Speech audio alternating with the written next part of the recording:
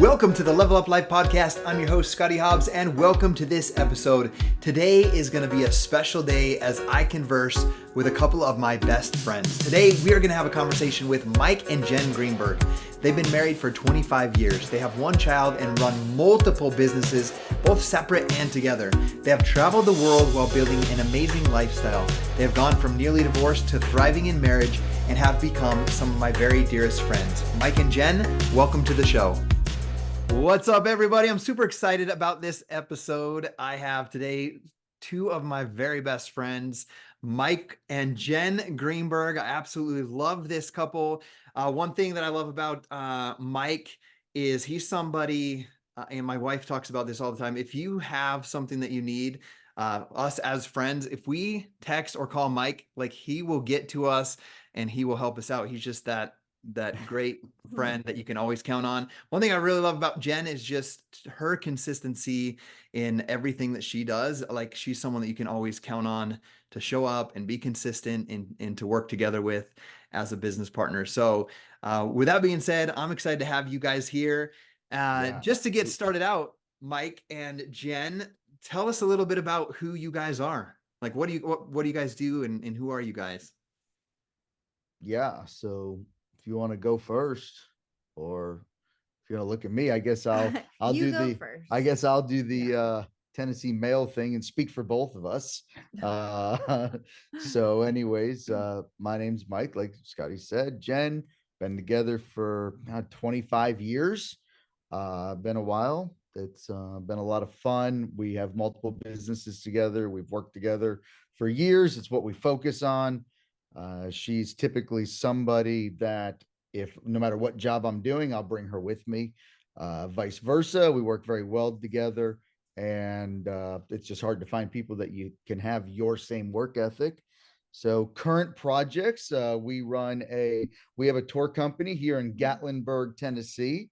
We also own an overnight rental company in Gatlinburg as well, where we focus on short-term rentals, and that coincides with our business. We also work and manage with a very large overnight rental company in Utah. So real excited about that. It's over 100 units that they manage and I help oversee. And I also do a trading show with my friends from Carnivore Trading and have a great time with that. So, and I think you do a couple things yourself, if that doesn't keep us enough. And Jenn Yeah. helps with all of that. Actually, she kind of runs all of that. Yes. So like Mike said, we have been together 25 years and we live in Tennessee. We originally came from Florida. We've lived here for 16 years now. We have one son. We have an 11-year-old boy. We're a one and done family, so we are good to go there.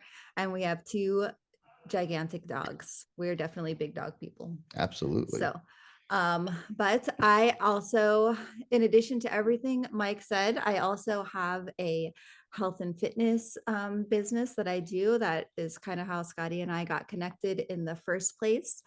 And I also have a brand called Shine Chick that is also something I'm really excited about and have some really cool things in the works for. And we have always worked together for a long time. And there's like, I think it's just a special relationship, like being married and being business partners and all the things. And so I think it's like a special thing to find that balance on how to keep it together sometimes. Yeah, I'm sure Scottie will ask about it, but it's definitely, Mhm. I don't know. It's not difficult.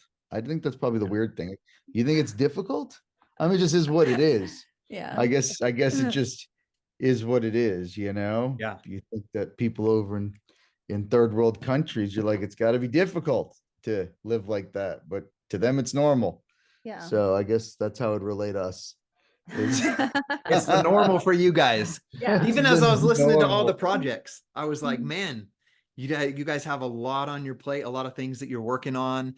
And that's why I think it's super impressive too. When I was talking with Gabby before getting on here, is like you you guys are parents, you've been married for 25 years, working on all of these businesses that you're working on.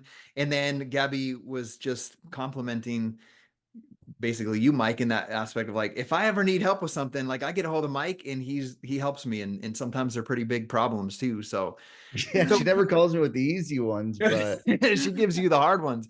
I know as soon as she gets her answer, she gone. Yeah. She It's gone. all right. She gone. See you on the next one. I love that. It's okay though. That's what family's for. I don't really ever talk to my brother or sister either. So Yeah. you know, but that's right. Yeah. No, y'all are real special. And Yeah, I want to touch back. I appreciate that, Mike. One thing that I really love about you guys, how committed you are to your businesses, always, trying to learn and grow and adapt and change with times, which is necessary for anyone in a business. One thing that I love is your emphasis on friendships and relationships. Like, I don't have any friends where I've gone on a trip for like 11 consecutive years. 11 consecutive years. Even Yeah. during bad years, we went. Yeah. Even during the most challenging years of our life, we still Yes, kept that tradition. we And did. so I love that you have that value in your friendships Yeah, it's as big. well. So we appreciate for that. So I have a question. You mentioned that Jen and we got connected, Gabby and I, with you guys through the online health and fitness business that Jen and I did. So I want you to just talk about a little bit about what it was like when you found out your wife was going to do some online fitness and health business with some guy that was over in Idaho. Yeah. So I mean, I was still working full time as a police officer, and I don't know, I didn't think much of it just because Jen usually doesn't follow. She didn't used to follow through with anything that she did. So I didn't even really expect her to do the sign up. So I figured unless there was a catalyst that was going to force her to sign up, she wasn't going to do it anyway. So I didn't really pay attention to it. And I thought it was odd because we had both gone through our struggles. We had gone through our bankruptcy in real estate, and where we were really wealthy and started all the way at the bottom.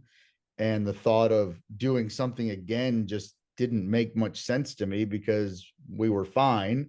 And so when she brought it up to me, I just kind of dismissed it because I think she had a bunch of ideas. I think she was going to be an alpaca farmer for a little bit, and I think she was going to maybe train dolphins. And there was always something going. I think you went to nursing school for a couple semesters and all these different things. So I wasn't all the way concerned with it, but for some reason, this one kept coming up.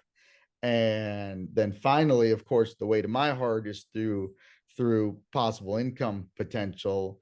And so she had sent me the original one compensation plan of what was potential with Beachbody. And I think that we're with health and fitness business, and I think that something like $1,000 or $2,000 or something like that a month. Like I think that's what kind of the top earners were getting close to at that time. Right? It was definitely somewhere around there what the average decent earner could do. And I said, well, that's a good amount of money. It was more money than I was making as the police. So, and then she did have that catalyst that pushed her into it, and then she signed up. But it was definitely weird. I'll be honest, it was definitely a little odd. I used to call you Scottie Too Hottie. I don't know because you had that shirtless photo on. Now, luckily, that was before AI, so we knew that was probably you. Now I would wonder. You're like, is that a real transformation? Is that a real? I don't know. Yeah, just like, of course, I was never in the social media. It was always frowned upon in the police world. So Yeah. I was like, where's this dude's shirt at? I mean, like, I was like, why is he around in Idaho? There's no beaches there. Like, there's literally no reason to have a shirt off in Idaho at all. So, especially with these long 9-month long winters, right? That's what I mean. So I'm like, so there's only one reason that a feller wants to have his shirt off is he's trying to but then I realized, and once I talked to you, I knew right away that your sincerity. Yeah. And this Jen showed me kind of the messages of y'all in your hate Beachbody group that you all used to be in. Yeah, we So backstory to that, Jen and I, we created a group where we just wanted to help people. We didn't get paid to do it. Um, we wanted to find other people that wanted to do that home workout with us. So I was just thinking about that. I remember you asked me to come out just because I'm thinking about a business and taking leaps of faith in ways. You asked Okay. me to come out for Jen's birthday party, and I didn't travel. Like we get to travel with you guys now and go on ski trips and do all these Yeah, fun things, but I didn't travel at during, at that time. And you're like, will you come out to her birthday party? that's right. And I came out, and I think that's where we really got connected. We got to meet each other in person and kind of Yeah, solidify that friendship. So I want to dig into something you mentioned. I don't want to bypass or speed past this. You mentioned being wealthy and in real estate and then losing it all. yeah, So talk to me about that, like that, and then getting into the life that you were as a police officer, sure.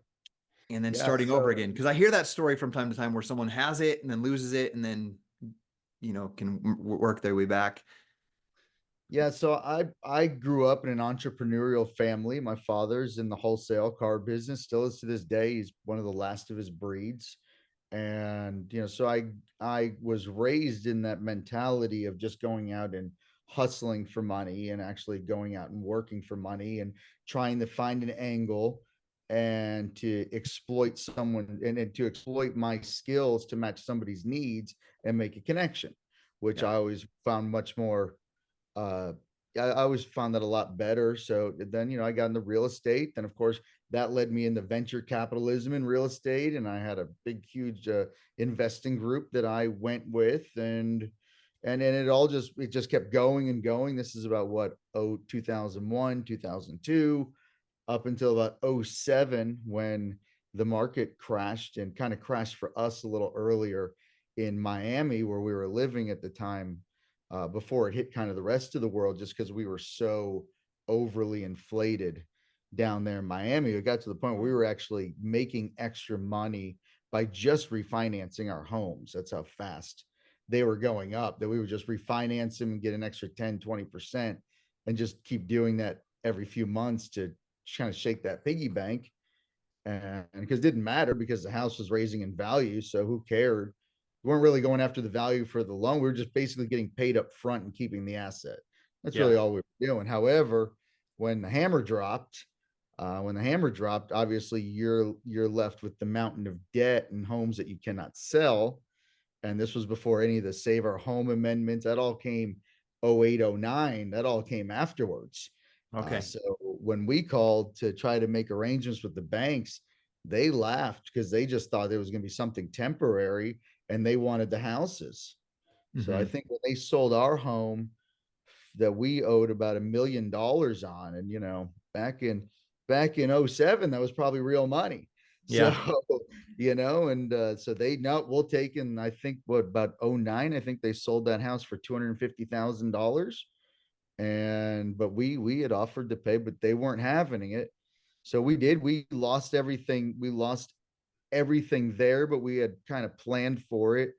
The police department, Knoxville Police Department, I kind of grew up in the rough part of Miami, or I guess I chose to live there. My parents kind of lived outside of there, but I gravitated towards the inner city. Yeah. And moving from Miami, the the cops, they kind of needed somebody from the outside that could kind of work the project. Section 8, I was familiar with it. I grew up in it, and I was not Southern, so I could relate to the people that lived there. So they were nice enough to give me a job because I had no education. I was actually going to school.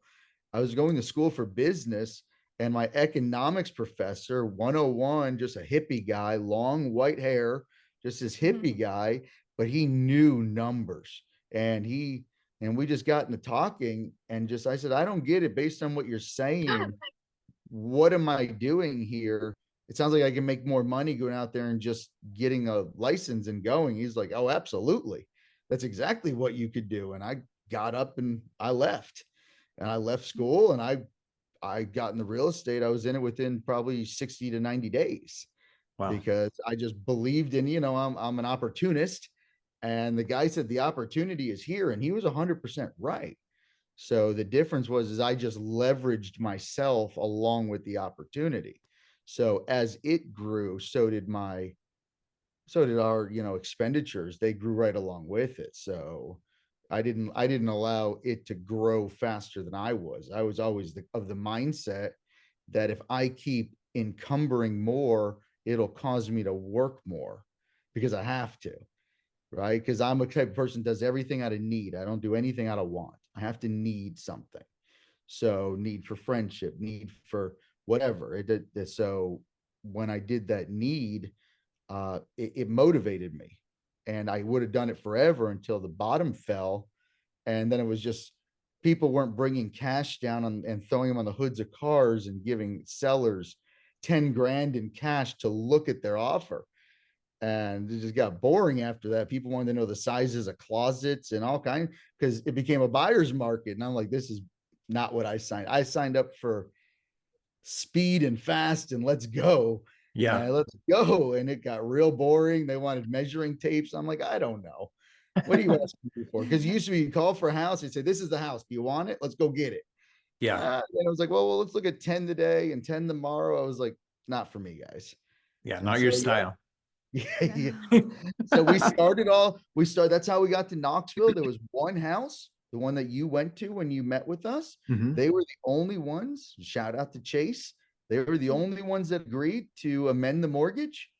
And, and just like we had promised, we sold that home. We didn't lose it. We sold it. It took us a while. I think we just sold it, 2 years ago? We had to wait all that time, but we kept it. We were never late. We promised them we would pay it, and we did. That's And awesome. that's how we got to Knoxville and started all over. And I was making a year what we were paying the tax man a month. Yeah. As a police officer. I was like, oh yeah. They started me at 28,500.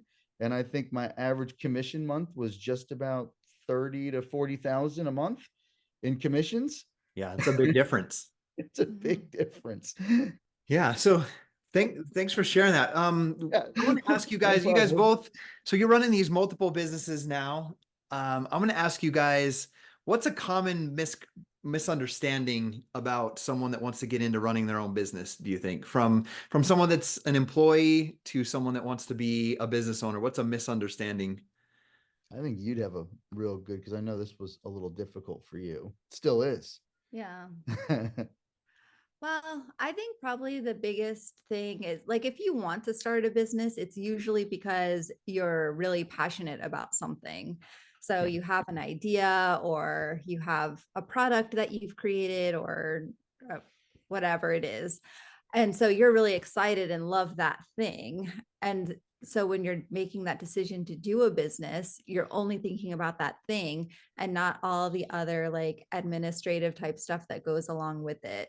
Like all the other things about, signing up or like making a business entity and filing deadlines and QuickBooks and knowing how to market this versus just having a regular Facebook page and like just all the other things that come along with it. And I don't think that people necessarily realize that.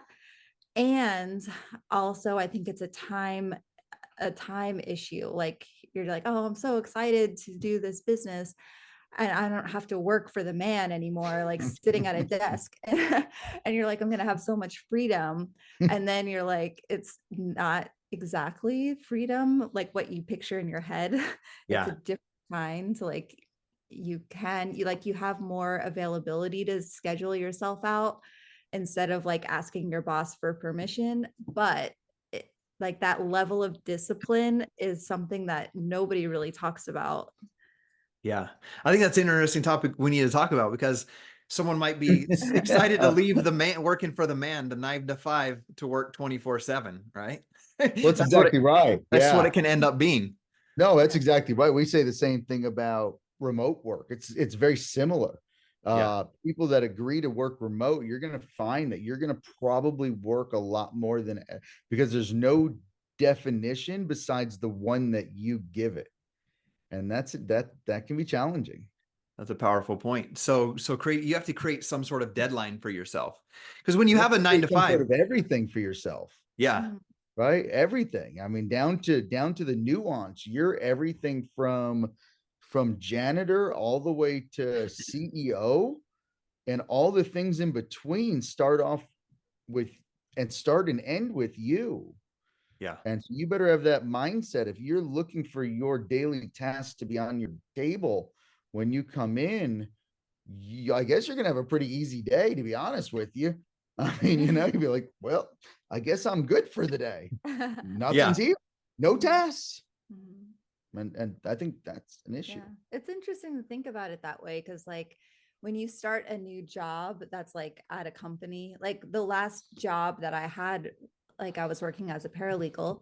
And like I remember my first day, and I had somebody that showed me everything like, okay, this is your desk. And when you come in the morning, this is what you do. And, like there was a process for everything. Yeah. And then, like, when you go to running your own business, it's up to you to set all of those things up, you know? Yeah. Yeah. And then, so when you own your own business, you have to, I find myself, one of the biggest challenges I think I had to overcome was, you can set some sort of boundary or schedule. Like, let's say Gabby and I do a date every Thursday. It's called our Thursday date, right? But one of the hardest things for me That's dope.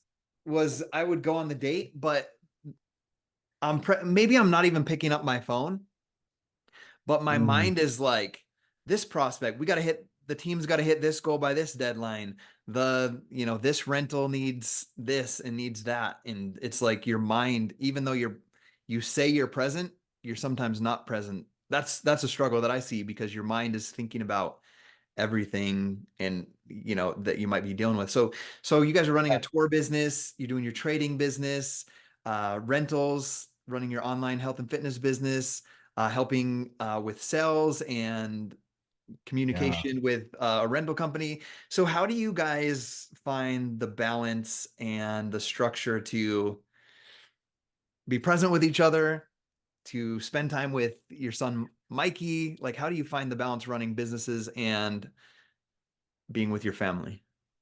Yeah. So we may not be the best examples of that, or Yeah. at least we can maybe speak to some, like that's something that I've always envied about you, is that you're able to do this. And I can't tell you how many arguments Jen and I, well, it's mostly me just giving Jen a hard time for not being like Scottie. And I'm like, because Scottie just can do it all. He can get all of his work done, get all of his tasks done, and still be 100% present until his wife has had enough. Versus like, I'm always like shaking Jen to wake up or whatever it is. So for us, I think the answer is we don't do a good job there. I don't know if we ever have. So going out on a date is going to be it's just basically going to be us working at a different location and paying for it. Yeah. Now we can be present, but there again, because we spend all day together, what exactly could possibly we talk about if it's not plans or the future? I mean, Yeah. being with me for, I've been friends for so long now. I'm always very future based, and I'm always thinking of different things to do. So that's pretty much our conversations. But on the same hand, we've taken Mikey around the world. He's been to Thailand. He's almost a diamond member on Royal Caribbean on his own, which is 80 some nights of sailing. And so he's sailed across the country. And I think that we've done a very good job of, in those moments when we're checking in or we're getting into the room or we're sitting down at dinner when our phone isn't with us. And we can take these times and explain, because we did that, we're doing this, Yeah. and we don't belong here. Nobody's given us anything. We have to earn for this spot that we don't belong in. So we are enjoying a piece of the pie that we shouldn't have based on our financial structure or our up, so we shouldn't be able to take a cruise across the mid-Atlantic, right? A 20-day cruise. We shouldn't have been allowed to do that.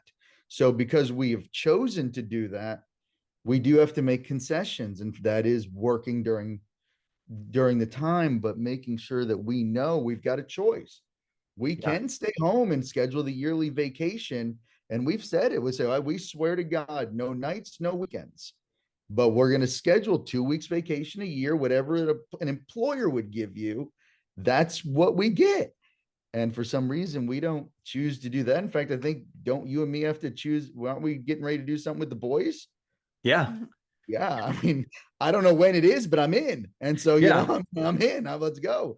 And I I'm think, gonna yeah, like, so you're going to bring Mikey out and I'll have Caleb, we'll go do some boating, shoot some bow and We're arrows, hike. excited. We're excited, but I mean, I've Yeah. not planned for it. I've not worked extra from it. So as a cop, I would start working extra jobs. I'm not. So for us, I think the way that we make that aspect work for people that may be watching that are struggling, that can't do the Gabby Scottie thing, which is the goal. Our goal is to do what you all do.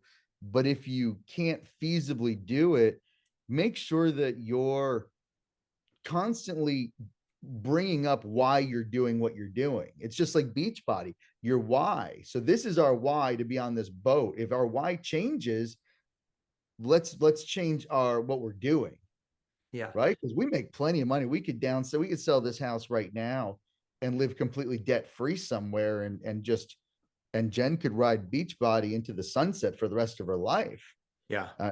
by far. But that's not the choice we're making. It's not the life experience. There's things that you want to go do, like go to Thailand, travel out with Mikey to hang out with Scott and Caleb. Like there's those things. And Absolutely. Absolutely. I think a lot of it comes down to what I'm hearing from you as well, is just having open communication about what are the goals, what are the expectations. And I see you guys do that with Mikey as you travel, and even I'm the same way. I'll hear comments sometimes like, do you ever not work? Like, isn't that a vacation? And so, example, we went on a 12-day spring break vacation, but I bought the same thing. I bought the internet package on the cruise, Yeah. and we were in Miami at an Airbnb, and I just communicate with my wife and my kids like, hey, every night when we get in from the beach and walking around after the sunset, I'm going to work from 10 p.m. till 12:30, so that Yeah. when I wake up, I can take you guys swimming. I'm not sitting at the beach on my phone, or, running in from the waves saying like, I got to take this phone call. Just having open communication, like, this is what we're going to do. I think that's what works best for us. Like, I'll Yeah. still work even on a vacation, but it's the funny thing about owning your business when you're passionate about something, at least for me, is Mhm. like, it's not like, oh, I have to do this or I'm not going to make money. It's like, I just feel the desire. Like I want to do it. I don't know. That's just me. Like, I want to do the work. Absolutely. If I'm surrounded by like-minded people and I've got people that are wanting the same thing. So even like the last time we did the guys trip out at one of your cabin. I mean, I worked, but we talked, we do a lot of, that's one thing about our ski trip. We do so much brain thoughts on working, and some people would say, guys, time to put work on hold. And I was like, well, no, these kind of conversations, these hot tub conversations that you and me have had all over the world, right, have sometimes been some of our biggest portions of growth in our businesses after we've left those moments. So I think it's how you define it. And I think because Jen and I do this together, there is a transparency. She definitely doesn't feel that she's not involved in what I'm doing, Yeah. right? If anything, she might want to uninvolve herself. So it's not like she's not a part of it. And I think that could be some of the things. If you're working a business on your own and your spouse is literally up just waiting for you to finish, Yeah. that That's a could big be. difference between Mhm. your guys' relationship and where we're at.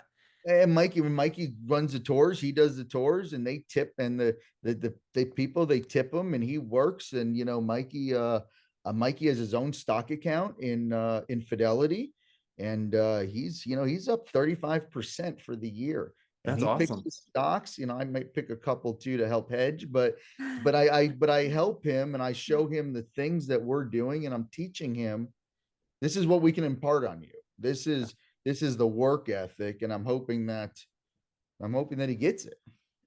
That's awesome. I love that you're doing that. So talk to me about like, so you're running all these businesses, and from what I'm hearing, and just being your friends, like, I know it doesn't overwhelm you, but someone might think, or does it overwhelm you? I saw you kind of look to the side there.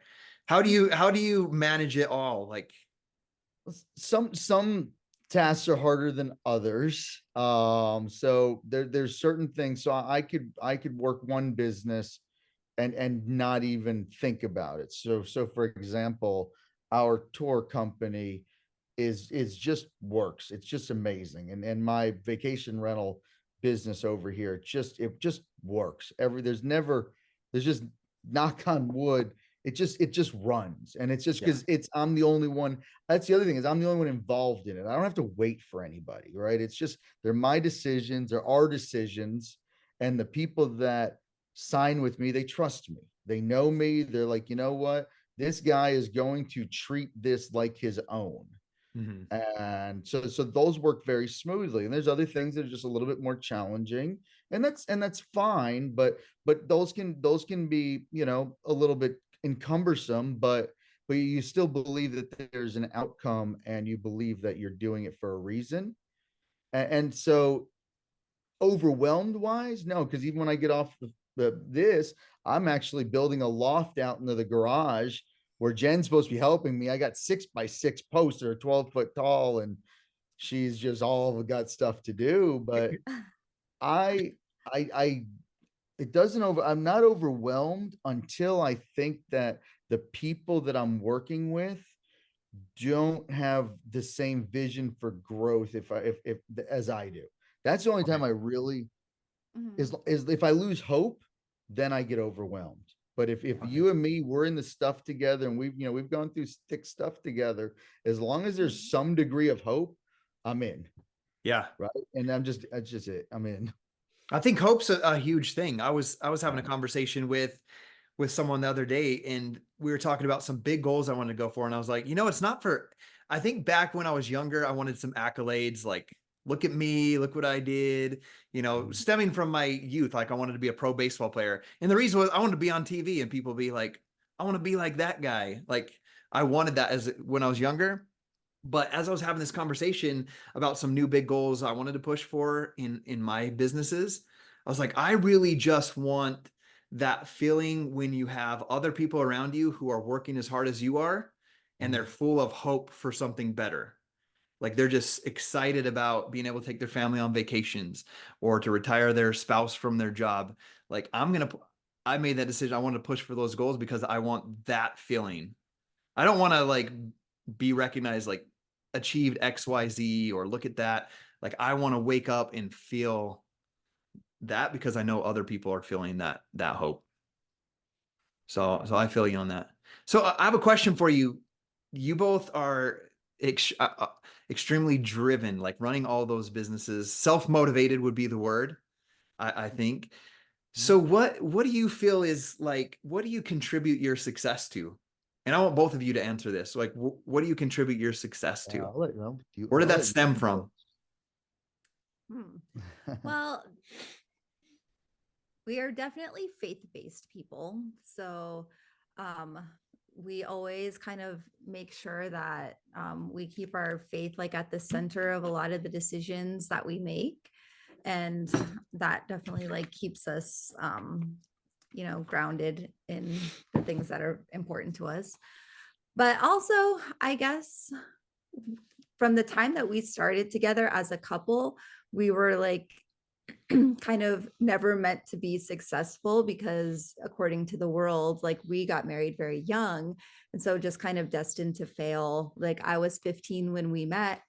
And then I was 19 when we got married. And so we always heard, oh, this isn't going to work. Are you sure that's what you want to do? And like from the start of being married to him having the real estate business, to us moving to Tennessee, to us leaving a comfortable job like in the police world and in the legal world, like we always like are going against what the norms are.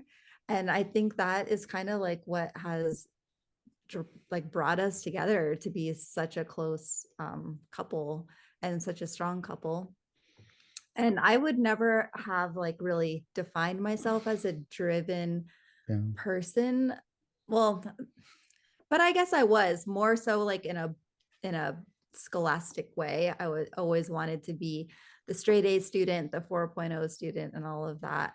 And then just like combining the two of us, because he's the big dreamer. So I think like putting those two things together just kind of helped us to grow and realize that we can achieve these things.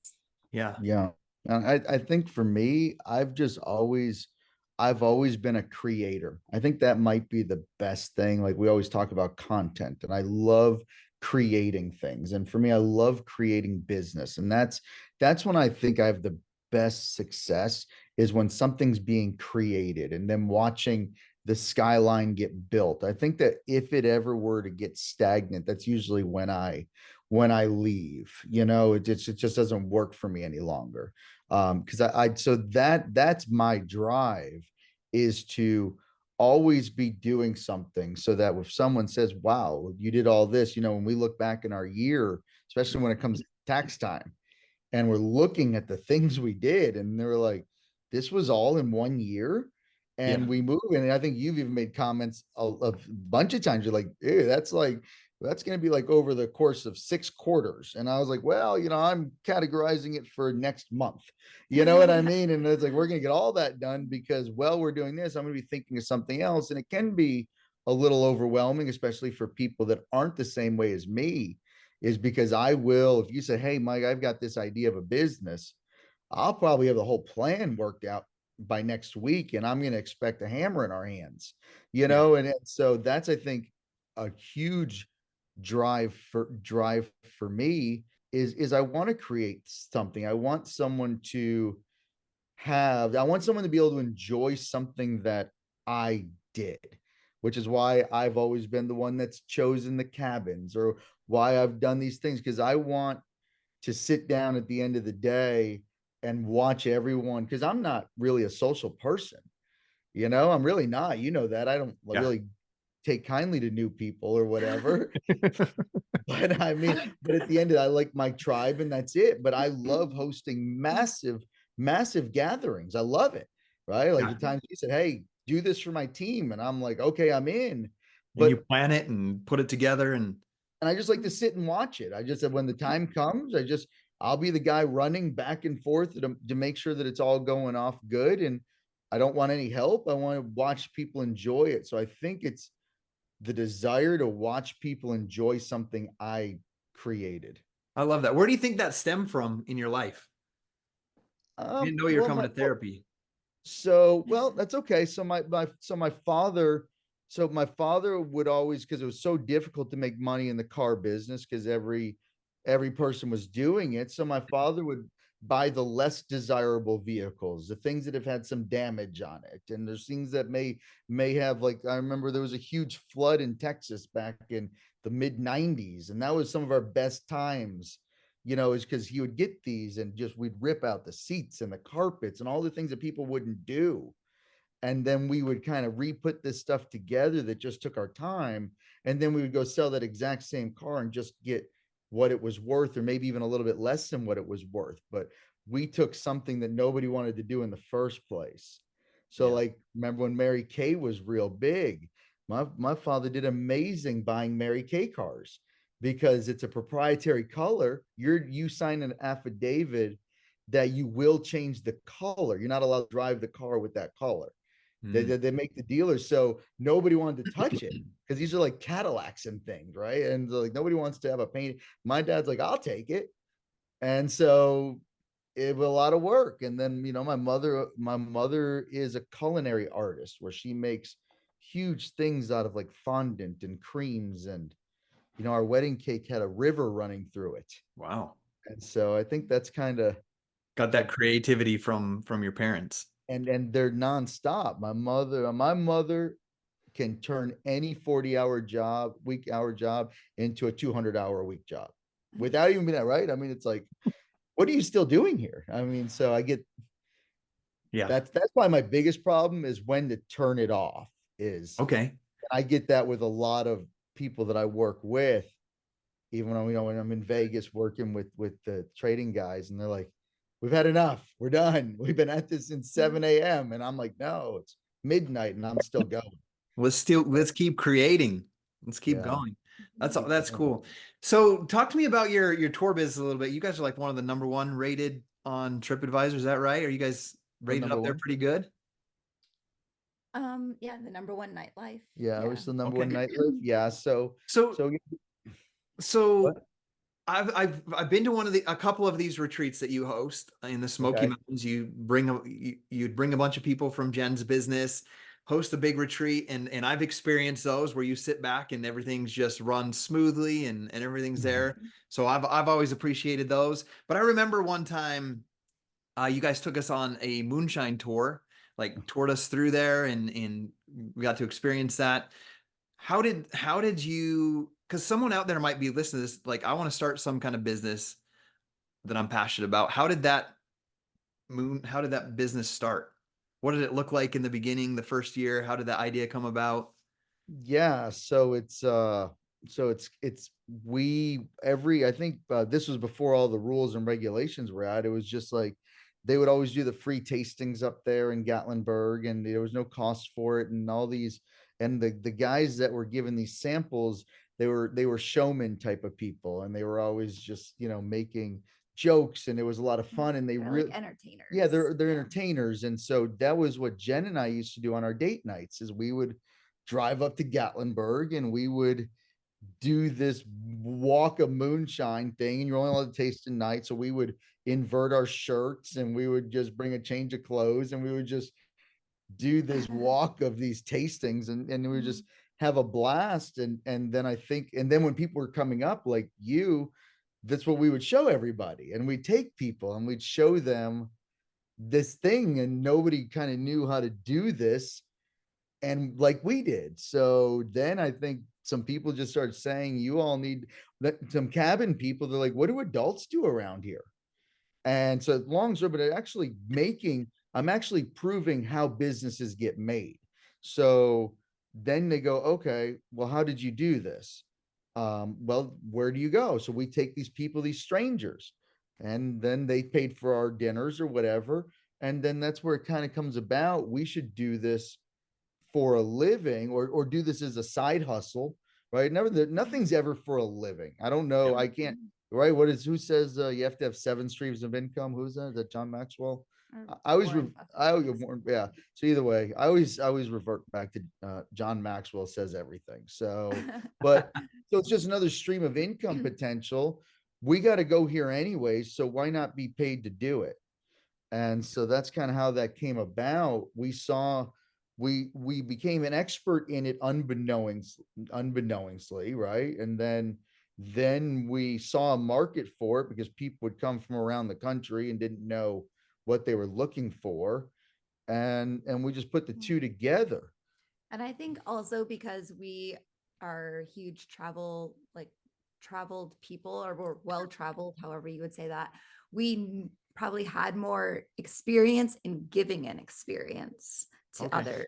Like even like even in my health and fitness business, like helping people in their fitness journey is also like giving an experience in a way as well. So I think we both kind of brought that edge to the table that our area didn't know anything about, especially coming from Fort Lauderdale, Miami area. We knew Oh, how to give people a VIP experience. we knew Okay. how to hustle. I mean, if you Yeah. ever you've been to Fort Lauderdale enough times up in the Sawgrass Mall and walking down the mall, and they're gonna get you, and you're gonna walk out with a piece of luggage. And so I grew up in that mentality of connecting somebody's want to somebody's, to our need. And that's why Jen does most of the tours now. I'm usually trading or working with the houses.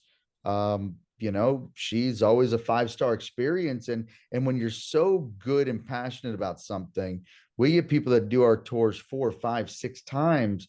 And a lot of these places, either they're free tastings or they're a few bucks, and they'll still pay Jen the exact same amount, knowing where they go. But because she's providing an experience, walking into a place that they may have given her $50 to go into a $5 place. But Yeah. because she's figured out how to make it more enjoyable, it's just like the people that go to Universal Studios that some people would say, no, the ticket's $90. Some people I know. And there's Yeah. other people like me that's willing to pay $700 for the same ticket, but I get to have somebody from the place walk me to the front of the line. And Scottie would be like, well, the line's a good time to catch up on my work. But Yeah. you know, and so it's the same thing. Is it's just like it's just sometimes if you can just be an expert in your field, then people will pay you to do it. Yeah. That you were making me think about talking about that tour business. I don't like the word easy for starting a business or running a business, but simplicity, the simplicity Yeah. that it is to run a business, because I had this experience up at my cabin. Like when I'm up there, whenever I bring a friend, like I drive them up on top of this big mountain so you can see all the lakes from up high. I take them to He my knows favorite that to do that with waterfall. me. I love that about you. You're so good. I don't mean to interrupt you, but you're so good at knowing your audience. You're the best at that. Like I would literally want to jump off. Like not to do that with me. I mean, like when we go, we do shooting and ATVing, and we get in so much trouble.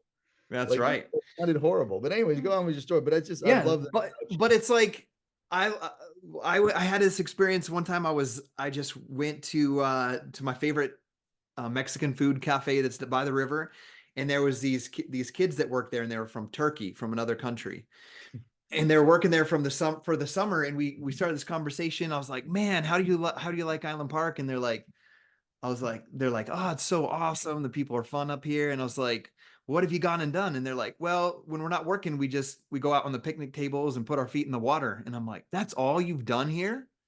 And because there's a river, it sits right on the river. And they're like, yeah, we live up